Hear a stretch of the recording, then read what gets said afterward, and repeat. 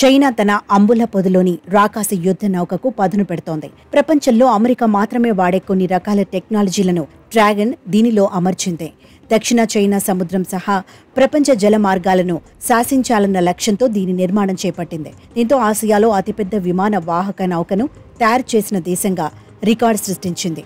దీని ప్రాథమిక పరీక్షలను పూర్తి చేసింది. చైనా నిర్మించిన ఫుజియాన్ టైప్ 003 యుద్ధ నౌక వివరాలు చాలా గోప్యంగా ఉంచింది.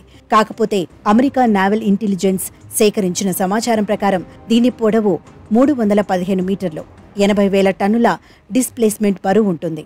భారత్ వద్ద 45,000 టన్నుల డిస్ప్లేస్మెంట్ విమాన వాహక నౌకలతో పోలిస్తే ఇది చాలా పెద్దది. ఈ నౌకపై కేవలం ఒక్కటే భవనం వంటి కమాండ్ కంట్రోల్ను నిర్మించారు. మిగిలిన ప్రదేశమంతా యుద్ధ విమానాల నిర్వహణకి కేటాయించారు.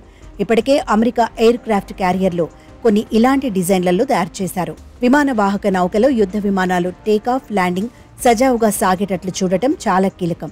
సాధారణంగా స్కీ జంప్ సాయంతో టేకాఫ్ అవుతుంటాయి. కానీ అత్యాధునిక యుద్ధ నౌకలు ఆవిరి సాయంతో పనిచేసే కాటోబార్ వ్యవస్థలను వాడుతున్నాయి. వీటిల్లో విద్యుదయస్కాంత ఆధారిత వ్యవస్థ అయిన ఎమాల్స్ అత్యాధునికమైంది. ఫుజియాన్లో ఎమాల్స్ వ్యవస్థను వాడుతోంది. అమెరికాకు చెందిన గెరాల్డ్ ఆర్ ఫోర్డ్ శ్రేణి క్యారియర్లు మాత్రమే దీనిని వాడుతున్నాయి. ఫ్రాన్స్ కూడా 2038లో దీనిని వాడేందుకు సిద్ధమవుతుంది. ఈ వ్యవస్థలో బాంబర్లను కూడా టేకాఫ్ చేయించే అవకాశం ఉంటుంది. ఇక ఫైటర్ జెట్లు ఎక్కువ ఆయుధాలతో గాల్లోకి ఎగిరేందుకు సాయం చేస్తుంది. ఈ నౌక ఎన్ని యుద్ధ విమానాలను తీసుకెళ్లగలదనే అంశంపై ఇప్పటి వరకు స్పష్టత లేకపోయినా 60 నుంచి 70 ఫైటర్ జెట్లకు సరిపోతుందన్న అంచనాలున్నాయి. దీనికోసం 2023 ఏప్రిల్ నుంచి క్యారియర్ ఏవియేషన్ ఫోర్స్ను విస్తరించేందుకు నియామకాలు చేపట్టింది. తొలిసారి మహిళలకు కూడా పైలట్లుగా అవకాశం కల్పించింది. రాడార్ సిగ్నేచర్ను తగ్గించేందుకు ప్రత్యేకమైన ఫినిషింగ్ దీనికి ఉంది.